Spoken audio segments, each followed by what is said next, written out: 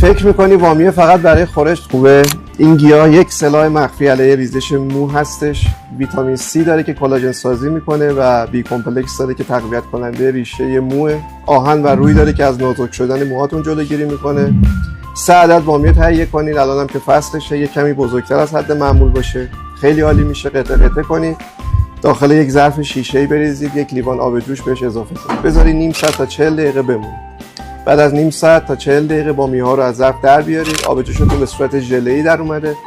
یک قاشق غذاخوری بهش شکر اضافه کنید، 2 قاشق غذاخوری بهش روغن کرچک. داخل یک ظرف بریزید، مقداری از اون شامپویی که دارین استفاده می‌کنید بهش اضافه کنید. در هفته 3 مرتبه روی سر ماساژ بدید. کفش رو 5 دقیقه تا 7 دقیقه روی سرتون بمونه. بعدش بشورید. هم فولیکول‌های موتون رو تقویت می‌کنه و هم ریزش موهاتون رو قطع می‌کنه و رویش مجدد براتون ایجاد می‌کنه. به براقی و درخشندگی موهاتون هم خیلی کمک می‌کنه. لایک و کامنت یادتون. این پستم بفرستید واسه اون دسته از دوستاتون که ریزش مو دارن. 2 تا قلب قرمز همین پایین برای من کامنت کنید.